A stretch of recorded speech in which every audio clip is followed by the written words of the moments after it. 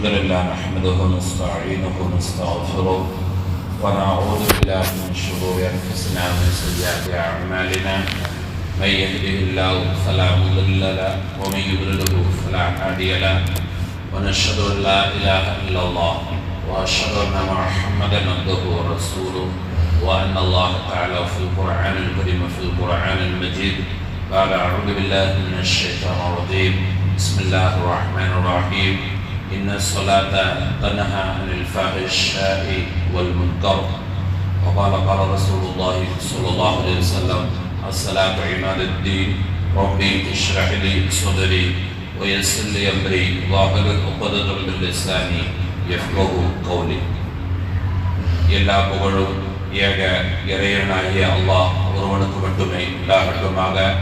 யாரை படைக்கவில்லை என்று சொன்னால் உலகத்தை படைத்திருக்க மாட்டானோ அப்படிப்பட்ட நபிகள் நாயகம் ரசூலை கரீம் ஸல்லல்லாஹு அலைஹி வஸல்லம் நாரின் மீதும் நாருடைய குடும்பத்தார்கள் இன்று வரைக்கும் வாழ்ந்திருக்கக்கூடிய இஸ்லாமிய சகோதர சகோதரிகள் அனைவர்களின் மீதும் இறைவனின் சாந்தியும் சமாதானமும் என்றென்றும் நிகரில்லாமல் உண்டாகட்டுமாக. ஆரம்பமாக இஸ்லாத்தின் காணிக்கையான இஸ்லாமை கூறி எனது சிறிய உபதேசத்தை துவக்கம் செய்கிறேன். அஸ்ஸலாமு அலைக்கும் வரஹ்மத்துல்லாஹி தஆலா வ பரகாத்துஹு. அன்புக்குரிய இஸ்லாமிய சொந்தங்களே, 1446வது வருடத்தினுடைய ஹிஜ்ரி வருடத்தினுடைய 8வது மாசமான ஷாபான் மாசத்தினுடைய ஆரம்ப ஜுமாவிலே நாம் அமர்ந்து கொண்டிருக்கிறோம். நபிகள் நாயகம் ரசூலுல்லாஹி ஸல்லல்லாஹு அலைஹி வஸல்லம் அவர்கள் ரஜபிலிருந்து துஆ கேட்க சொன்ன அதே துஆக்களை ரமலான் வரைக்கும் ரசூலுல்லாஹி ஸல்லல்லாஹு அலைஹி வஸல்லம் அவருடைய ஹதீஸை பின்பற்றி துஆ செய்து கொண்டே இருக்கிறோம். துஆ செய்து கொண்டே இருக்கவும் வேண்டும் என்ற ஒரு நியத்தோடு கூடி நமக்கு இன்னைக்கு தெரிய வேண்டிய விஷயம் என்ன அப்படின்னு பார்த்தா, ஷாபான் அப்படின்னா அந்த ஷாபானை பற்றி நபிகள் நாயகம் ரசூலுல்லாஹி ஸல்லல்லாஹு அலைஹி வஸல்லம் அவர்கள் சொன்னார்கள், ரஜபு ஷஹருல்லாஹ், ரஜபு இறைவனுடைய மாதம். அதுபோல ஷாபானும் ஷஹரி, ஷாபான் என்னுடைய மாதம் என்பதாக பல நபியும் ஸல்லல்லாஹு அலைஹி வஸல்லம் ரசூலுல்லாஹி ஸல்லல்லாஹு அலைஹி வஸல்லம் ஷாபானை பற்றி சொல்றாங்க. ரஜபு இறைவனுடைய மாதம் என்பதாக இருந்தால் ஷாபான் ஷஹரி, ஷாபான் என்னுடைய மாதம். அதற்கு பலவிதமான ப்ரூஃப்களையும் ரசூலுல்லாஹி ஸல்லல்லாஹு அலைஹி வஸல்லம் சொல்லி தருகிறார்கள். அதனால என்னமோ இறைவன் இன்னல்லாஹு வ மலாயிகத்துஹு யுஸல்லூன அலன் நபி யா அய்யுஹல்லதீன ஆமனூ ஸல்லூ அலைஹி வஸல்லிமு தஸ்லீமா. எப்படி ரஜபுல மிஅராஜ் என்ற ஒரு சந்தேஷத்தை கொடுத்த ரசூலுல்லாஹி ஸல்லல்லாஹு அலைஹி வஸல்லம் அவர்களை அல்லாஹ் உயர்த்தினானோ, அதுபோல ஷாபானிலே இப்படி ஒரு சந்தேசத்தை கொடுத்த ரசூலுல்லாஹி ஸல்லல்லாஹு அலைஹி வஸல்லம் அவர்களை மென்மேலும் அவருடைய பதவி அல்லாஹ் உயர்த்தி கொண்டே கொடுக்கிறார். என்ன ஒரு பதவி என்பதாக இருந்தால், இன்னல்லாஹு வ மலாயிகத்துஹு யுஸல்லூன அலன் நபி, என்னுடைய நபியின் மீது மலக்குமார்களே முஃமினீன்களே எல்லாரும் ஸலாத் சொல்லுங்க, நானும் என்னுடைய நபியின் மீது ஸலாத் சொல்லுகிறேன் அப்படின்னு இறைவன் சொல்லி தருகிறான். நான் சொன்ன வார்த்தை அல்ல, குர்ஆனுடைய வார்த்தை. இந்த குர்ஆன் இறக்கப்பட்டது, இந்த வசனம் இறைவனும் ரசூலுல்லாஹி ஸல்லல்லாஹு அலைஹி வஸல்லம் அவர்கள் ஸலாத் சொல்லுகிறார்கள், மலக்குமார்களும் ஸலாத் சொல்லுகிறார்கள். உலகத்தில் இருக்கிற எல்லா ஜீவராசிகளும் ரசூலுல்லாஹி ஸல்லல்லாஹு அலைஹி வஸல்லம் அவர்கள் ஸலாத் சொல்லுகிறார்கள். எனவே முஃமினீன்களே, நீங்களும் இறைவனுடைய ரசூலுல்லாஹி ஸல்லல்லாஹு அலைஹி வஸல்லம் அவர்கள் மீது ஸலாத் சொல்லுங்கள் அப்படின்னு இறக்கப்பட்டவர் எந்த நபிக்கும் இப்படி ஒரு அல்லாஹ் தஆலா ஆயத்தோ சந்தேஷமோ இறக்குனதாக பார்க்க முடியாது. ஆதம் அலைஹிஸ்ஸலாத்திலிருந்து ஈசா அலைஹிஸ்ஸலாம் அவர்கள் வரைக்கும் எடுத்துக்கொண்ட எந்த நபிமார்களுக்கும் அல்லாஹ் தஆலா இந்த அளவுக்கு தரஜாவை உயர்த்தி இருப்பானா அப்படின்னு புரட்டி பார்த்தா கண்டிப்பா இருக்கவே இருக்காது. ரசூலுல்லாஹி ஸல்லல்லாஹு அலைஹி வஸல்லம் அவர்களுக்காக வேண்டும் மட்டுமே பிரத்யேகமாக இறக்கப்பட்ட ஆயத்து. இந்த ஆயத்து இறங்கியது ஷாபான் மாசத்தில் தான். இந்த மாசத்துல அல்லாஹ் தஆலா ரசூலுல்லாஹி ஸல்லல்லாஹு அலைஹி வஸல்லம் அவர்களை சிறப்பாக்குவதற்காக வேண்டி இறக்கப்பட்ட மாசம். அதனால என்னமோ ரசூலுல்லாஹி ஸல்லல்லாஹு அலைஹி வஸல்லம் சொல்வார்கள், ஷாபான் ஷஹரி, ஷாபான் என்னுடைய மாதம் என்பதாக ரசூலுல்லாஹி ஸல்லல்லாஹு அலைஹி வஸல்லம் சொல்வார்கள். ஷாபான்ல நிறைய சிறப்புகள் இருக்கிறது. வரும் வாரங்களில் நாம் அதிகமாக தெரிந்து கொள்ளலாம். இந்த வாரம் மிக முக்கியமாக போன வாரம் நிப்பாட்டப்பட்ட 3 விதமான கிஃப்ட்டுகளில் ஒரு முக்கியமான ஒரு கிஃப்ட் ஒன்று இருக்கிறது.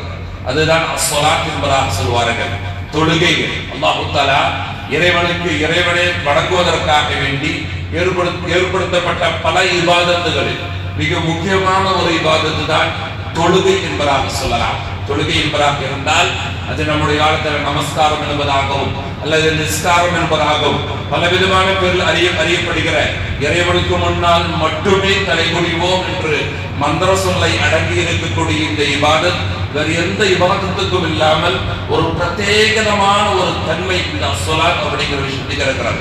அது முதல்ல விஷயம்தான், இறைவன் எல்லா இபாதத்தையும் ஜிப்ரீல் அலைஹிஸ்ஸலாம் அவர்கள் மூலமாக கொடுத்த இறைவன் இந்த ஸலாத் தொழுகையை மட்டும் தன்னின் பக்கம் நபிகள் நாயகம் ரசூலுல்லாஹி ஸல்லல்லாஹு அலைஹி வஸல்லம் அவர்களை அழைத்து, இதா என்னுடைய இரண்டாவது கிஃப்டான இரண்டாவது அன்பளிப்பான தொழுகையை எடுத்துக் கொள்ளுங்கள் அப்படின்னு கொடுத்திருக்கிறான் என்பதாக இருந்தால், இறைவனுக்கும் ஒரு முஃமினுக்கும் இருக்கின்ற தொடர்பை நபிகள் நாயகம் ரசூலுல்லாஹி ஸல்லல்லாஹு அலைஹி வஸல்லம் அவர்கள் அல்லாஹ் தஆலா உணர்த்தி இருக்கிறார்.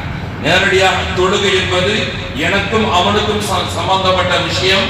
வேற எந்த மலக்குகளையும் நடுவில் கொடுக்க மாட்டேன், உனக்கு தான் நேரடியாக கொடுப்பேன். ஏன்னா நேரடியாக உம்மத்து கொண்டே கொடுத்தா நீ அந்த உம்மத்து இந்த ஸலாத் தொழுகையை நிறைவேற்றுகிற பொழுது நேரடியாக அவர்கள் என்னிடம் சந்திக்கிறார்கள் அப்படிங்கிற ஒரு ரகசியமான ஒரு விஷயத்தை தான் அல்லாஹ் தஆலா நபிகள் நாயகம் ரசூலுல்லாஹி ஸல்லல்லாஹு அலைஹி வஸல்லம் கொடுத்திருக்கிறார். நபிகள் நாயகம் ரசூலுல்லாஹி ஸல்லல்லாஹு அலைஹி வஸல்லம் அவர்களும் அந்த தொழுகையை, அந்த நிஸ்காரம், அந்த நமஸ்காரத்தை வாங்கிட்டு வந்ததுக்கு பின்னாடி சொன்ன வார்த்தையும் பார்த்தால் அதை விட மிக அற்புதமான வார்த்தைகள். ஏன்னா இதுவரைக்கும் எல்லா தொழுகையும் பற்றி குர்ஆனுடைய எல்லா இபாதத்துகளும் ஜகாத் யாருக்கெல்லாம் கொடுக்க வேண்டும், இந்தந்த நபர்கள் நான் கொடுக்க கூடாது, இந்த ஜகாத் எவ்வளவு விகிதம் கொடுக்க வேண்டும், இவைக்கெல்லாம் ஜிப்ரீல் அலைஹிஸ்ஸலாம் அவர்கள் ஆயத்துக்களை இறக்கி விளக்கமாக எடுத்து கொடுத்து இந்தவருக்கு தான் கொடுக்கணும், இவருக்கெல்லாம் கொடுக்க கூடாது, ஹஜ் அப்படின்னா அது எங்க போய் செய்யணும், அது எத்தனை தடவை தவாஃப் செய்யப்படும், இதெல்லாம் ஜிப்ரீல் அலைஹிஸ்ஸலாம் மூலமாக அல்லாஹ் தஆலா இபாதத்துகளை படித்துக் கொண்டிருக்கிற பொழுது இந்த ஸலாத் தொழுகையை மட்டும் ரசூலுல்லாஹி ஸல்லல்லாஹு அலைஹி வஸல்லம் அவர்களுக்கு அல்லாஹ் ஜிப்ரீல் அலைஹிஸ்ஸலாம் மூலமாக ஒரு தொழுகையில ருக்கு இருக்குது, சுஜூத் இருக்குது, ருக்குல இது ஓதணும், சுஜூத்ல இது ஓதணும், நீ குடியிறங்க இருந்தா ருக்கு, உன்னுடைய நெத்தியை பூமிக்குள்ள வைக்கிறதா சுஜூத், அத்தஹியாத்துல உட்காரணும் அப்படிங்கிற இந்த படிப்பினை ஜிப்ரீல் அலைஹிஸ்ஸலாம் அவர்கள் வந்து சொல்லவே இல்லை. ஏன் அப்படின்னா ரசூலுல்லாஹ் சொன்னது தொழுகையினுடைய வார்த்தை, நான் எப்படி தொழுகுகிறேனோ என்னை பார்த்து நீங்கள் தொழுது கொள்ளுங்கள். அப்போ இந்த தொழுகை அப்படிங்கிறது நேரடியாக அல்லாஹ்ட்ட வாங்கிட்டு வந்துட்டாங்க. அது மக்களுக்கு எத்தி வைக்கும் போது ரசூலுல்லாஹ் என்ன சொல்றாங்க அப்படின்னாக்க, நான் எப்படி தொழுகுகிறேனோ என்னை பார்த்து நீங்கள் தொழுது கொள்ளுங்கள். அப்போ ரசூலுல்லாஹ் எப்படி தொழுதாங்க அப்படிங்கிற ரிப்போர்ட்டுகளை தான் ஹதீஸ்கள் வருகிறதே தவிர ஜிப்ரீல் அலைஹிஸ்ஸலாம் இப்படி குடிய சொன்னாங்க, ஜிப்ரீல் அலைஹிஸ்ஸலாம் அவர்கள் கூட இதை ஓத சொன்னாங்க, அல்லது சுஜூதில் இப்படி ஓத சொன்னாங்க ரிப்போர்ட்டுகள் எங்கேயுமே காண முடியாது. ஏன்னா ரசூலுல்லாஹ்வுடைய தெளிவான வார்த்தை, நான் எப்படி தொழுகுகிறேனோ, நான் எப்படி நமஸ்காரத்தை நிஸ்காரத்தை நிறைவேற்றுகிறேனோ என்னை பார்த்து நீங்கள் தொழுது கொள்ளுங்கள். அதனால இன்னும் இன்னைக்கு தொழுகையில பலவிதமான விவரங்கள், தொழுகை பல ரீதியாக மாறிப்போச்சு. ஒவ்வொருத்தரும் ஒவ்வொரு ரீதியாக எடுத்துக்கொண்டிருக்கிறார்கள். சஹாபாக்கள் ரசூலுல்லாஹி ஸல்லல்லாஹு அலைஹி வஸல்லம் அவர்கள் எப்படி தொழுகை நிறைவேற்றினார்களோ அதை அப்படியே ரிப்போர்ட் செஞ்சிருக்கிறாங்க. அப்படியே ரிப்போர்ட் செய்கிற பொழுது பார்த்தது சஹாபாக்கள் ஒன்னோ ரெண்டோ இல்லையே, 1,00,000க்கும் அதிகமான சஹாபாக்களுக்கு ரசூலுல்லாஹி ஸல்லல்லாஹு அலைஹி வஸல்லம் அவருடைய தொழுகையை நேரடியாக பார்த்தது. அப்ப அத்தனை சஹாபாக்களுடைய ரிப்போர்ட்டுகள் இந்த தொழுகையில் உண்டாகும். இத்தனை சஹாபாக்கள் ரசூலுல்லாஹ் சொன்னது, நான் எப்படி தொழுகிறேனோ என்னை பார்த்து நீங்கள் தொழுது கொள்ளுங்கள். அப்ப ரசூலுல்லாஹ் எடுத்த உடனே எங்க கை தூக்கினாங்க, ரசூலுல்லாஹ் எங்க கை தட்டினார்கள், எல்லா விதமான ரிப்போர்ட்டுகளும் தெளிவாகவே ரசூலுல்லாஹி ஸல்லல்லாஹு அலைஹி செய்த எல்லா விஷயங்களையும் சஹாபாக்கள் ரிப்போர்ட் செய்திருக்கிறார்கள். அதனால இந்த தொழுகை அப்படிங்கிறது, இந்த ஸலாத் அப்படிங்கிறது ரசூலுல்லாஹி ஸல்லல்லாஹு அலைஹி வஸல்லம் அவர்கள் நம்மளை இறைவனின் பக்கம் பந்தம் அதிகமாக படுத்துகிறார்கள். இறைவனுக்கு நீ அதிகமாக நெருங்க வேண்டும் என்பதற்காக வேண்டி அல்லாஹ் ரசூலுல்லாஹ்க்கு நேரடியாக கொடுக்கறாங்க.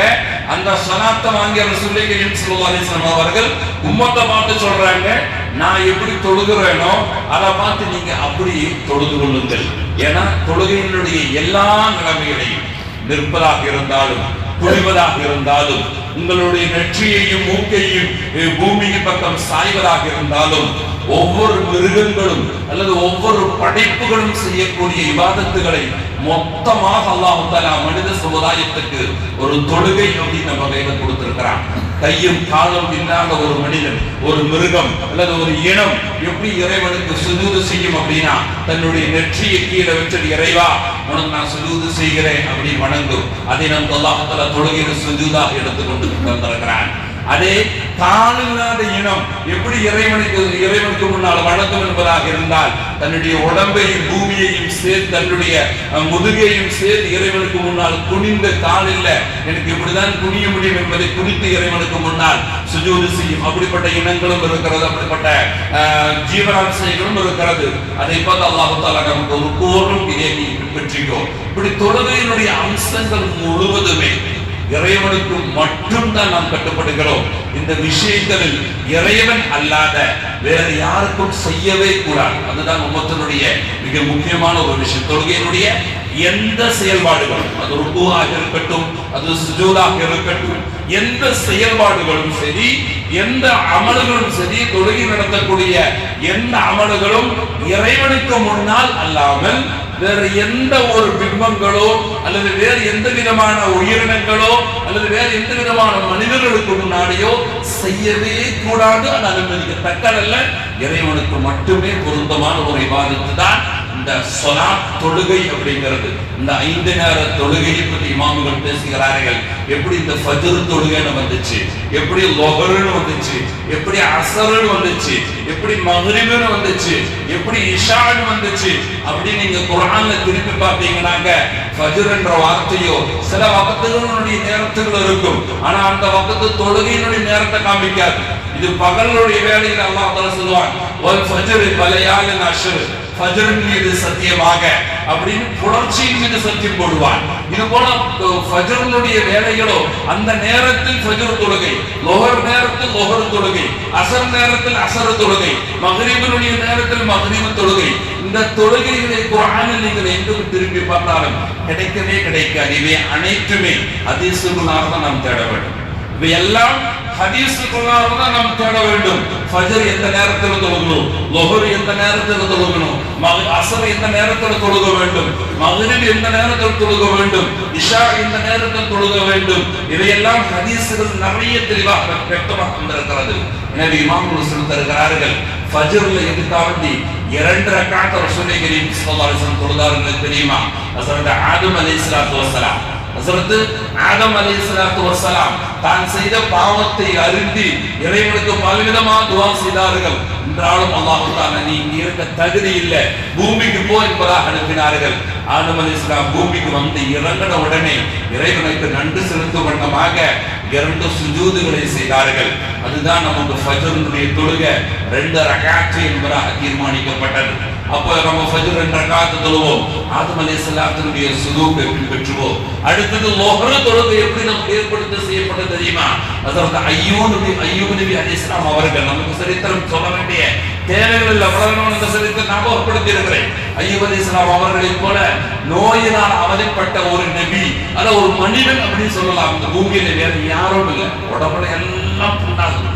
அய்யூப் அலைஹிஸ்ஸலாமுடைய உடம்புல எல்லா இடத்திலையும் புண்ணுகளாக இருக்கும். அந்த புண்ணுக்கு மேல புழுக்கள் அரிச்சு தின்னு கொண்டிருக்கும். அந்த நேரத்தில் மனைவி சொல்லுவாங்க, நீங்க இறைவன்ட்ட ஒன்று கையேந்தினீங்கன்னா அடுத்த செகண்ட்ல நோயெல்லாம் போயிடும் அல்லவா.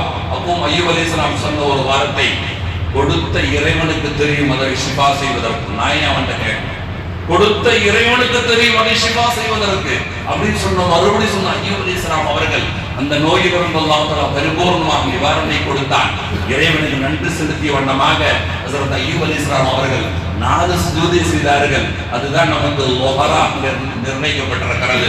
அதுக்கடுத்து விடல எல்லா நபிமார்கள் செய்த அமலை மொத்தமாகவே உம்மத்து முஹம்மதியாவில் ஒரு 5 நேர தொழுகையில் அல்லாஹ் தஆலா கொண்டு வந்திருக்கிறார் என்பதாக இமாம்கள் சொல்லித்தருகிறார்கள். அப்படின்னு ரொம்ப அற்புதமாக இருக்கிறது. அஸர் தொழுகைக்கு போனா ஹஸரத் யூனுஸ் அலைஹிஸ்ஸலாத்து வஸ்ஸலாம் அவர்கள் மீனுடைய வயிற்றிலிருந்து வெளியே வர வேண்டும் அப்படிங்கிற ஏக்கத்துல பலவிதமான திக்ர்களை செஞ்சதெல்லாம் நமக்கு தெரியும். குர்ஆனில் வருகிறது. பல திக்ர்கள் செஞ்ச இறைவன் மீனுடைய வயிற்றிலிருந்து ஹஸரத் யூனுஸ் அலைஹிஸ்ஸலாம் அவர்களை வெளியில் கொண்டு வந்துகிறார். வந்த உடனே யூனுஸ் அலைஹிஸ்ஸலாம் செய்த அந்த 4 சுஜூதை தான் நமக்கு அஸர் தொழுகையாக மாற்றப்பட்டிருக்கிறது. அஸருடைய தொழுகையாக யூனுஸ் அலைஹிஸ்ஸலாம் செய்த அந்த சுஜூதுகளை அஸ்ருடைய நேரங்களாக மாற்றப்பட்டது. அதுக்கடுத்து மக்ரிப் தொழுகை எங்கே அப்படின்னு பார்த்தா ஹஜ்ரத் இப்ராஹிம் அலைஹிஸ்ஸலாத்து வஸ்ஸலாம் இறைவனுக்கு அந்த காபத்துல்லாஹ்வை கட்டி முடிச்சதற்கு பின்னாடி இப்ராஹிம் அலைஹிஸ்ஸலாம் அவர்களும் இஸ்மாயில் அலைஹிஸ்ஸலாம் காபத்துல்லாஹ் கட்டி முடிச்சதற்கு பின்னாடி இறைவனுக்கு துஆ செய்வதற்கு முன்பதாக இறைவா என்னுடைய துஆவை அங்கீகரிக்க வேண்டும் என்பதற்காக வேண்டி இப்ராஹிம் அலைஹிஸ்ஸலாம் அவர்கள் 3 சுஜூத் செஞ்சு அப்புறம் துஆ செய்ததாக வரலாறு சொல்லப்பட்டது. அதுதான் நமக்கு மக்ரிபுடைய தொழுகையாக நிர்ணயிக்கப்பட்டிருக்கிறது. அப்படி நம்ம இஷாவுக்கு வந்தோம் என்பதாக இருந்தால் ஹஜ்ரத் மூஸா அலைஹிஸ்ஸலாத்து வஸ்ஸலாம் அவர்கள் அந்த கடலுக்கு நடுவில் இருந்து இறைவா என்னுடைய மக்களையும் இந்த கடலுக்கு நடுவில் இருந்து சீக்கிரமாக கரையின் பக்கம் ஏற்க துஆ செய்து கொண்டே வந்தார்களாம். எந்த விதமான பிரச்சனையும் இல்லாமல் எந்த விதமான குறையும் இல்லாமல் அவங்க அக்கறையில போய் சேர்ந்த உடனே மூஸா அலைஹிஸ்ஸலாம் அவர்கள் இறைவனுடைய துஆ செய்து 4 சுஜூது செய்தார்களாம். அதுதான் நமக்கு இஷாவாக நிர்ணயிக்கப்பட்டிருக்கிறது. 5 வக்திலேயும் 5 நபிமார்களுக்கு கொடுக்கப்பட்டுள்ள சோதனையிலிருந்து அவர்கள் விடுதலை கிடைத்த போது இறைவனுக்கு செலுத்திய நன்றியை தான் நமக்கு 5 நேர தொழுகையாக இறைவன் மாற்றிக் கொடுத்திருக்கிறான் என்பதாக இருந்தால் இதை விட ஒரு அற்புதமான ஒரு விஷயம் இருக்க முடியாது. ஏன்னா சோதனை இல்லாத ஒரு மனிதன் உலகத்தில் கிடையவே கிடையாது.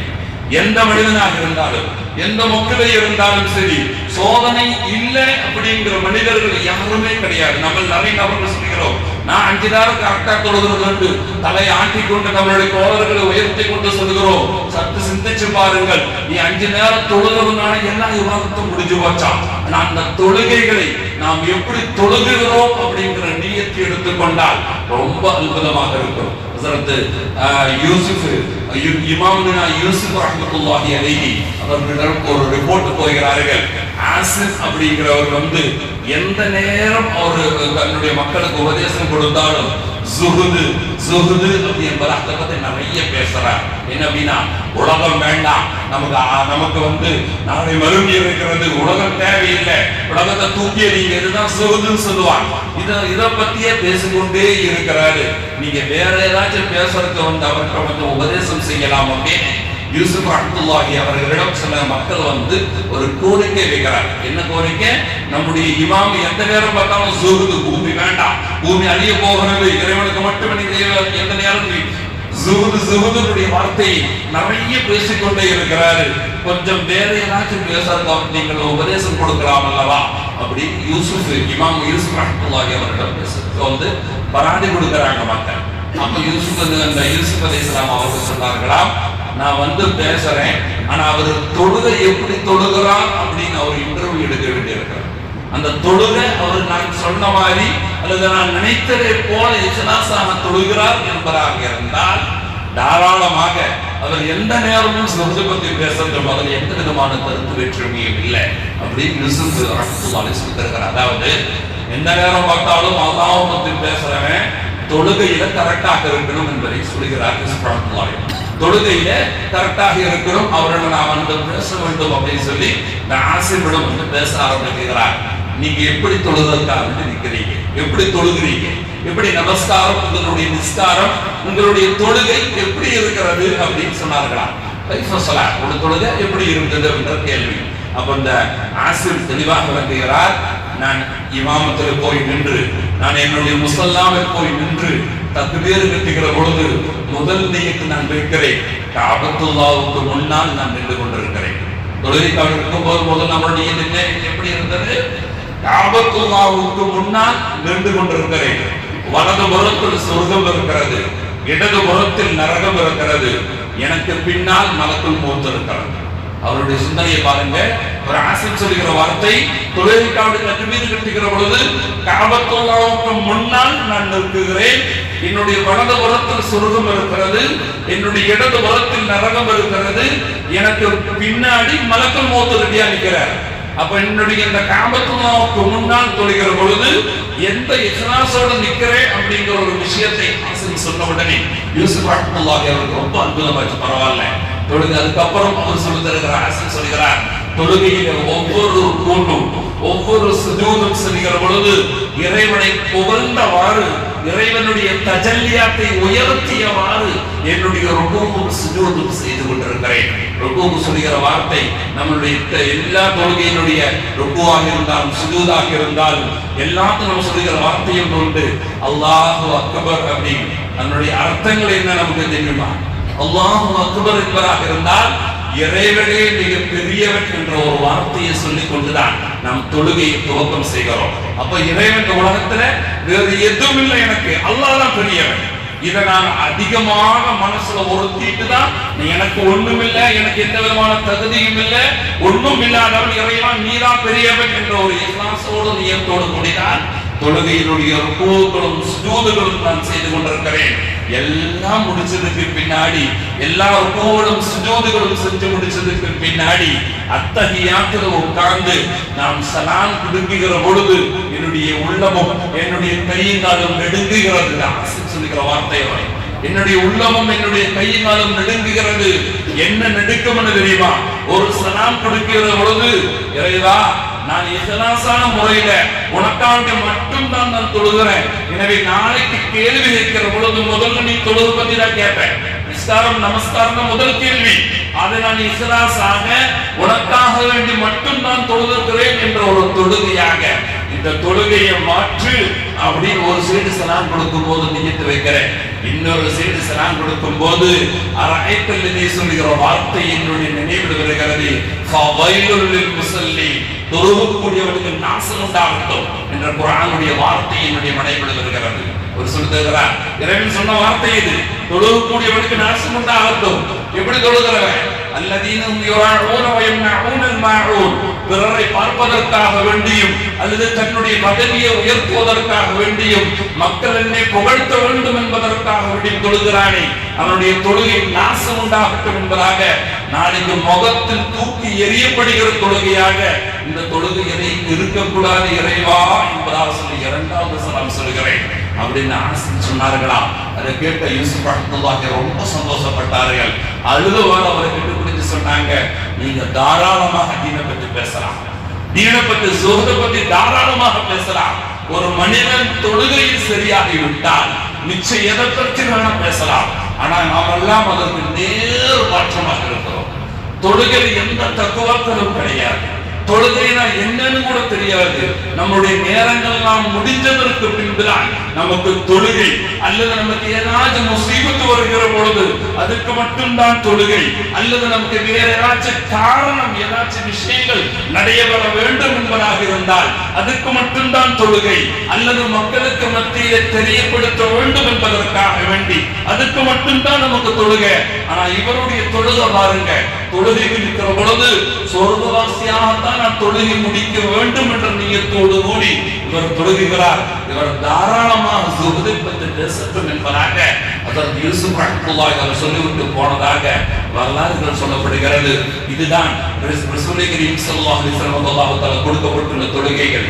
நம்முடைய இந்த நியத்தோடு தொழுகை ஒரு ரக்காத் அல்லது ஒரு நேர தொழுகை இந்த தொழுகையாக மாறினால் போதும். கண்டிப்பாக அந்த தொழுகையை கொண்டு நாம் சொர்க்கம் சொல்வதற்கு வேற எந்த தடையும் இருக்காது. ஆனா நம்முடைய தொழுகைகள் ஒவ்வொன்றும் பல ரீதியாக மாறிக்கொண்டிருக்கிறது. அது பல மதுஹபுகளாக மாறிக்கொண்டிருக்கிறது, பல ரீதிகளாக பல வண்ணங்களாக மாறிக்கொண்டிருக்கிறது. தொழுகைக்கு பள்ளிவாசலுக்குள்ளாக வருகிறவர்களை இறைவனுடைய கடமையை நிறைவேற்றுவதற்காக நான் வருகிறேன் என்ற நியத்தை மாற்றிவிட்டு வேறு ஏதோ பலவிதமான தவறான எண்ணங்களும் பலவிதமான தவறான நியத்துகளும் நாம் எல்லாத்தையும் சொல்லல, பகுதி நபர்களும் அந்த நியத்தோடு தான் பள்ளிவாசலுக்கு நுழைகிறார்கள். அந்த நியத்தை மாற்றிக் கொள்ளுங்கள். ரமலான் நம்மை நோக்கி தயாராக இருக்கிறது. தொழுகை இஹ்லாஸான தொழுகையாக மாற்றிக் கொள்ளுங்கள். ரசூலுல்லாஹி ஸல்லல்லாஹு அலைஹி வஸல்லம் சொன்னாங்க, ஷஅபான் ஷஹரி, அது ஷஅபான் என்னுடைய மாசம், நீ அடுத்து வருவது ரமலான் உம்மத்தி, அது உன்னுடைய மாசம், நீ பாவம் கேட்க வேண்டிய மாசம் அது. அந்த மாசம் வருவதற்கு முன்பதாக என்னுடைய மாசத்திலே நீ சரி செய்து கொள்ளுக்கோ. நிறைய விஷயங்கள் மாற்ற வேண்டியிருக்கிறது. அது மிக முக்கியமான ஒரு தருணம் தான் தொழுகை.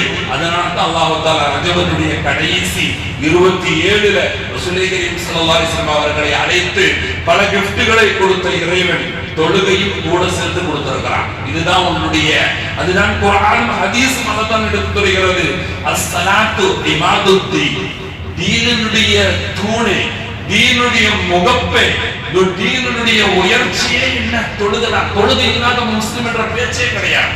ஹதீசுகள் நீங்க திரும்பி கூட பார்க்கலாம். பலவிதமான ஹதீசுகள் சொல்லிக்கிறேன். சல்லல்லாஹு காலத்துல சஹாபாக்கள் சொன்னார்களாம், எங்களுடைய காலத்துல இவன் முஸ்லிம் இல்லை என்ற உண்டான அடையாளமே யாரெல்லாம் தொழுக வர்றாங்களோ அவங்க மட்டும் முஸ்லிம், யாரெல்லாம் தொழுக வரலையோ அவங்க முஸ்லிம் இல்லை. அப்படிதான் அடையாளம். அரபியர்கள் எல்லாரும் ஒரே மாதிரி தான் இருப்பாங்க. சஹாபாக்களும் எல்லாரும் ஒரே வேஷத்துல தான், எல்லாம் ஒரே திசையில தான் தட்டப்பட்டு எல்லாம் ஒரே மாதிரி தான் இருப்பாங்க. இவன் முஸ்லிம் இல்லை என்ற அடையாளம் நீங்க காலத்துல எப்படி அப்படின்னாக்க, யாரெல்லாம் தொழுது வர்றாங்களோ அவரெல்லாம் முஸ்லிம், யாரெல்லாம் தொழுது வரலையோ அவர்கள் முஸ்லிம் இல்லை என்ற ஒரு தீர்மானம் எங்களுடைய காலத்தில் இருந்ததாக சஹாபாக்கள் ரிப்போர்ட் செய்யறாங்க. அப்பதான் தொழுகைக்கு வருபவர்களை பார்த்துதான் இவர் முஸ்லிம் என்ற ஒரு நிர்ணயம் எடுக்கப்படும். ஆனால் நம்முடைய காலத்தில் நேரு மாற்றப்பட்டு பேருநளவில் மட்டுமே முஸ்லிம் என்ற நாமகரணமாக நாம் இன்னைக்கு மாறிக்கொண்டிருக்கிறோம். பேருநளவில் தான் அகமது முகமது என்னெல்லாம் எல்லா விதமான பேர்களும் பேருநளவில் முஸ்லிம் இருக்கிறது. ஆனா அவனுடைய தீன் பரிபூர்ணமாக இருக்குமா? பாக்கி எல்லா விஷயத்திலும் விவாதம் செய்கிறோம், பாக்கி எல்லா விஷயத்திலும் அந்த அப்படி இல்லை இது இப்படி இல்லை என்பதா விவாதங்கள் எடுத்து பேசுகிறோம். ஆனா தொழுகையினுடைய விஷயத்துல ரொம்ப பின்தங்கி இருக்கிறோம். அதுவே ரஜபனுடைய கடைசி, அதனால்தான் ரசூலுல்லாஹி கரீம் ஸல்லல்லாஹு அலைஹி வஸல்லம் சொன்னார்கள், தொழுகை நம்மளுடைய இபாதத்துல மிக முக்கியமான தருணங்கள்.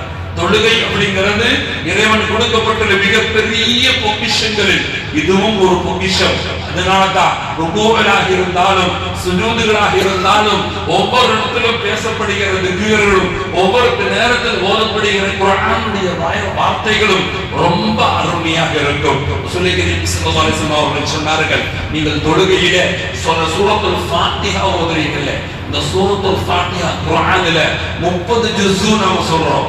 குர்ஆன் 30 ஜுஸுகள் கொண்டதுதான் குர்ஆன் என்பதாக நாம் சொல்லித் வருகிறோம். இந்த 30 ஜுஸுல சூரத்துல் ஃபாத்திஹா எந்த ஜுஸுல கட்டுப்படும் அப்படின்னு நீங்க திரும்பி பாருங்க. எந்த ஜுஸுலையும் சூரத்துல் ஃபாத்திஹா கட்டுப்படாது. எந்த ஜுஸுலையும் ஃபர்ஸ்ட் ஜுஸுல அலிஃப் லாம் மீம் சூரத்துல் ஃபாத்திஹா கிடையாது. சூரத்துல் ஃபாத்திஹா எந்த ஜுஸுலுமே கட்டுப்படாது. அதனால தான் ரசூலுல்லாஹி கரீம் ஸல்லல்லாஹு அலைஹி வஸல்லம் அவர்கள் எல்லா தொழுகையிலும் சூரத்துல் ஃபாத்திஹா ஓதுங்க. அதுதான் உம்முல் கிதாப், கிதாபினுடைய அது தலையெழுத்து அந்த சூரத்துல் ஃபாத்திஹா தான். எனவே தொழுகையில பலவிதமான மதுஹபுகளும் பலவிதமான கருத்துக்களும் இருந்தாலும் கூட அன்றைய காலத்தில் இருக்கக்கூடிய ஹதீஸ்களை எடுத்துக்கொண்டு இமாமுகள் தொழுகையை 4 விதமாக பிரித்தார்கள். 4 விதமாக பிரித்து ஹனஃபி மذஹப் ஒரு தொழுகையினுடைய சிஸ்டத்தை ஆரம்பப்படுத்துறாங்க. இரண்டாவது ஷாஃபி மذஹப், மாலிகி மذஹப் அப்படிங்கிற மذஹபை சார்ந்தவர்கள் அவர்கள் தன்னுடைய தொழுகைக்கான ரூல்ஸ்களை ஒரு ரெகுலேஷனில் கொண்டு வந்தார்கள். மூணாவது இமாம் ஷாஃபி ரஹ்மத்துல்லாஹி அவர்கள் தொழுகை இந்த இமாம்கள் சொல்லுகிற தொழுகையினுடைய ரூபங்கள் எல்லாமே ரசூலுல்லாஹி கரீம் ஸல்லல்லாஹு அலைஹி வஸல்லம் அவர்களுடைய சஹாபாக்களுடைய ரிப்போர்ட்டுகள் தான். அவர்களாக உருவாக்கின கருத்துக்களை எங்கேயுமே கிடையாது. அதனால்தான் 4 இமாம்களும் தன்னுடைய வேதங்களை எழுதி தன்னுடைய சட்டங்களை எழுதி கீழே தெளிவாக பதிவுபடுத்தி இருப்பாங்க.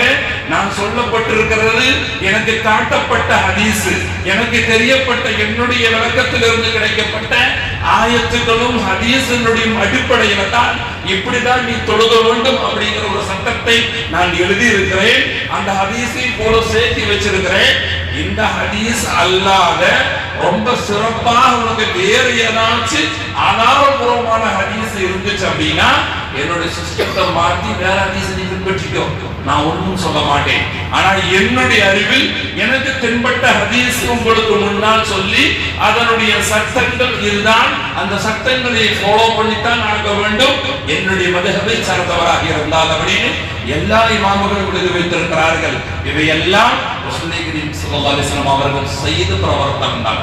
அங்க ரசூலுல்லாஹ் சொன்னாங்க, எல்லா இபாதத்தையும் சொல்லிக் கொடுத்த ரசூலுல்லாஹி கரீம் ஸல்லல்லாஹு அலைஹி வஸல்லம் அவர்கள் தொழுகைக்கு மட்டும் சொன்னாங்க, நான் எப்படி தொழுகிறேனோ என்னை பார்த்து நீ தொழுதுக்கோ, நான் எப்படி தொழுகிறேனோ என்னை பார்த்து தொழுதுக்கோ. சஹாபாக்களும் அதே ஃபாலோ பண்ணாங்க. ரசூலுல்லாஹி கரீம் ஸல்லல்லாஹு அலைஹி வஸல்லம் அவர்களும் தொழுகையில அதே விஷயத்தை பின்பற்றினார்கள். அதனால என்ன ஒரு சஹாபியுடைய கேள்வி இப்படியே ஹதீஸில் வருகிறதா, ரசூலுல்லாஹி கரீம் ஸல்லல்லாஹு அலைஹி வஸல்லம் அவரோட ஒரு சஹாபி கேட்கிறார், நாயகமே நாளை மௌத்தாகி விட்டா நாமளும் சொர்க்கம் நரகமா மேராஜ் அப்படிங்கிற பிரச்சனை எல்லாம் இருக்கிறது. ஆனா மாஷரா மைதானம் அப்படிங்கிறதெல்லாம் அந்த நேரத்துல நமக்கு தொழுவதற்குண்டான அனுவாதம் இறைவன் தருவானா அப்படின்னு சஹாபியினுடைய கேள்வி. சஹாபி என்ன கேட்கிறாரு, மௌத்தானதுக்கு பின்னாடி நமக்கு மாஷரா மைதானம், நரகம், சொர்க்கம் அப்படின்னு பலவிதமான கட்டங்கள், சிராத்துல் முஸ்தகீம், இந்த கட்டங்கள்லாம் இருக்கிறது. அந்த நேரத்துல இறைவன் தொழுவதற்குண்டான அனுவாதம் தருவானா அப்படிங்கிற கேள்வி சஹாபாக்கள் கேட்கிறாங்க. அப்படின்னா அந்த தொழுகையினுடைய சுவையை தெரிந்தவர்கள் அவர்கள். அதுதான் நமக்கு 5 நேர தொழுகையே பாரமா இருக்கு. காலையில் எந்திரிக்கிற எப்படி காலையில் எந்திரிச்சு பணி அதெல்லாம் எப்படி வரும், 5 நேர தொழுகையே பாரமாக இருக்கிறது. ஆனா இந்த சஹாபினுடைய கேள்வி, மௌத்தானதுக்கு பின்னாடியும் இறைவன் தொழுவதற்குண்டான பர்மிஷன் தருவானா என்பதாக. அதை கேட்டு ரசூலுல்லாஹி ஸல்லல்லாஹு அலைஹி வஸல்லம் உள்ளங்கள் ரொம்ப பரவாயில்ல, இந்த அளவுக்கு தொழுகையின் மீது இருக்கிறாயா. ஆனால் ரசூலுல்லாஹி ஸல்லல்லாஹு அலைஹி வஸல்லம் சொன்னாங்க, அஸ்ஸலாத்து குர்ரத்து ஐனா, தொழுகை என்பது உன்னுடைய கண்ணுக்கு அதிகமான குளிர்ச்சியை தரும் என்பதாக பல நபிகள் ஸல்லல்லாஹு அலைஹி வஸல்லம். அது தொழுகையாக இருக்க வேண்டும், நம்முடைய தொழுகைகள் அல்ல. நம் செய்கிற தொழுகைகள் எல்லாம் அல்லாஹ் தஆலா நஅூதுபில்லாஹ் நம்மளை பாதுகாத்துக் கொள்ளட்டும். நம்முடைய முகத்தில் எறிவானா அல்லது திரும்பி கூட பார்க்க மாட்டானா அப்படிங்கிறது அல்லாஹ்வுக்கு வெளிச்சம். எனவே இதுவரைக்கும் எப்படி இருந்தாலும் பரவாயில்ல, தொழுகைகள் அங்கீகரிக்கப்பட்ட தொழுகையாக இருக்க வேண்டும். இதோட சஹாபாக்கள் விட்டுவிடல, தொழுகையில எல்லா விதமான விஷயங்களையும் பார்த்து ரசூலுல்லாஹி ஸல்லல்லாஹு அலைஹி வஸல்லம் அவர்கள் தொழுது கொண்டிருந்தார்களாம். தொழுது கொண்டிருக்கிற பொழுது ரசூலுல்லாஹ் தன்னுடைய 2 கால்களையும் புதிய உயர்த்தி முன் விரல்ல 2 கொண்டு ரசூலுல்லாஹி ஸல்லல்லாஹு அலைஹி வஸல்லம் திரும்பியும் பழைய அவஸ்தைக்கு வந்தாங்களாம். ரசூலுல்லாஹ் தொழுது கொண்டிருக்கிற பொழுது தன்னுடைய கால்களை உயர்த்தி முன் விரல்ல 2 திருப்பி பழைய அவஸ்தைக்கு வந்துட்டாங்க. சஹாபாக்கள் எல்லாம் தொழுது ரசூலுல்லாஹ் திடீர் ஒரு புதுசாக ஒரு அமலை செய்கிறார்கள். எல்லாரும் தொழுது முடிச்சதுக்கு பின்னாடி ரசூலுல்லாஹி ஸல்லல்லாஹு அலைஹி வஸல்லம் கேட்கிற, என்ன நாயகமே, தொழுதுகிட்டு இருக்கின்ற பொழுது திடீர் அப்படி நீங்க 2 கால்களையும் 2 பாதங்களையும் உயர்த்தி விரல் நிற்கிற மாதிரி போய் பழைய அவஸ்தைக்கு திரும்பி வந்துட்டீங்க, என்ன பிரச்சனை? ரசூலுல்லாஹி ஸல்லல்லாஹு அலைஹி வஸல்லம் சொன்னார்கள், தொழுது கொண்டிருக்கும் பொழுது இறைவன் சொர்க்கத்தினுடைய முந்திரி தோட்டத்தை எனக்கு முன்னால் காண்பித்தான். தொழுது கொண்டிருக்கிற பொழுது சொர்க்கத்தினுடைய முந்திரி தோட்டத்தை எனக்கு முன்னால் காண்பித்தான். அந்த முந்திரி பழங்களுடைய அழகை பார்த்து ஒன்று கடிச்சிடலாம் அப்படிங்கிற ஆர்வத்தோடு கூடி நான் தாள உயர்த்தி போனேன், ஆனா எனக்கு கிடைக்கல என்பதாக அவர் ரசூலுல்லாஹி ஸல்லல்லாஹு அலைஹி வஸல்லம் சஹாபாக்கள் ரசூலுல்லாஹி ஸல்லல்லாஹு அலைஹி வஸல்லம் சொன்ன வார்த்தை, தொழுகை இருக்கிற பொழுது சொர்க்கத்தினுடைய முந்திரி தோப்புகளை நமக்கு ரசூலுல்லாஹ்வுக்கு தெரிந்ததா? நம்முடைய தொழுகை நினைச்சு பாருங்க, நமக்கு தக்பீர் கட்டினா நமக்கு என்ன தெரிகிறது? அல்லாஹ் நம்மளை பாதுகாத்துக் கொள்ளட்டும். தக்பீர் கட்டினால் எல்லா பலாம் முஸ்லிம்களும் காலையில் இருந்து இருக்கக்கூடிய எல்லா விஷயங்களும் நமக்கு முன்னால் தெரிகிறது. அதனால என்ன ரஹ்மத்துல்லாஹி அவர்கள் தெளிவான தொழுகையினுடைய சத்தத்துல எதையும் கூட சேர்த்துனாங்க, எந்த நிலைமையிலையும் நீ தொழுகையில் இருக்கிற பொழுது கண்ணை மூடி தொழுகவே கூடாது. கண்ணை மூடிட்டா உன் தொழுகை ஃபஸாத் என்பதாக அபூ ஹனீஃபா கூஃபி ரஹ்மத்துல்லாஹி அவர்கள், கண்ணை மூடுனா சொர்க்கத்தினுடைய கனியை நீ காண முடியாது. கண்ணை மூட தொழுகவே கூடாது, கண்ணை திறந்துதான் நீ தொழுக வேண்டும். நமக்கெல்லாம் தெரியும், கண்ணை மூடினாதான் நம்மளுடைய ஆத்மாவை நியந்திரத்தில் வரும் என்பதற்காக வேண்டி நிறைய குருக்கள் கண்ணை மூடி நீங்கள் தியானம் செய்யுங்கள், கண்ணை மூடி நீங்கள் உங்களுடைய சிந்தனைகள் எல்லாம் ஒரே இடத்தில் கொண்டு வாருங்கள், உங்களுடைய சிந்தனையை பறத்து விடார்கள் படம்னு சொல்லுவாங்க. ஆனா ஹஸரத் அபூ ஹனீஃபா ரஹ்மத்துல்லாஹி அவர்கள் நேரு மாற்றமாக சொல்றாங்க, தொழுகை நீ கண்ணை மூடவே கூடாது, கண்ணு மூடவே கூடாது, கண்ணு திறந்தவாறு தான் நீ தொழுக வேண்டும். அது போலவே இருட்டிலையும் நீ தொழுக கூடாது. இதுக்கு அனுவாதம் கிடையாது. இருட்டுல எல்லா லைட்டுகளையும் ஆஃப் ஆக்கி தொழுக கூடாது. ஒரு வெளிச்சம் மெழுகுவர்த்தியாவது பத்த வைத்துதான் நீ தொழுக வேண்டும். அப்படி உன்னுடைய ஆத்மாவை நியந்திரத்தில் கொண்டு வர வேண்டும். அப்போதான் உன்னுடைய தொழுகை தொழுகையாக மாறும் என்பதை ஹஸரத் அபூ ஹனீஃபா கூஃபி ரஹ்மத்துல்லாஹி அலைஹி சொல்லி தருகிறார்கள். அந்த ஒரு தொழுகையினுடைய நினைவுதான் நமக்கு இந்த போன மிஅராஜ் நம்மளை ஞாபகப்படுத்தியது. எனவே அடுத்து நமக்கு ரமலான் வர தயாராக இருக்கிறது. நம்முடைய எல்லா விஷயங்களையும் ஒதுக்கிவிட்டு இபாதத்திலே இஹ்லாஸாக இருந்து தொழுகை ரசூலுல்லாஹி ஸல்லல்லாஹு அலைஹி வஸல்லம் அவர்கள் எப்படி தொழுது காண்பித்தார்களோ, சஹாபாக்கள் அதை பார்த்து எப்படி தொழுதார்களோ, சஹாபாக்கள் ரிப்போர்ட் செய்வதை அதை அனுசரிச்சு இமாம்கள் எப்படி நமக்கு சட்டங்களை எழுதி தந்தார்களோ, எந்த இபாதத்துகளாக இருந்தாலும் எந்த அமல்களாக இருந்தாலும் மதுஹபுக்குள்ளாரே இருந்து தொழுகை நிறைவேற்றக்கூடிய பாக்கியத்தை நம் அனைவருக்கும் அல்லாஹ் தஆலா தந்தல் புரிவானாக. அல்ஹம்துலில்லாஹி ரப்பில் ஆலமீன். அஸ்ஸலாமு அலைக்கும் வ ரஹ்மத்துல்லாஹி தஆலா வ பரகாத்துஹு.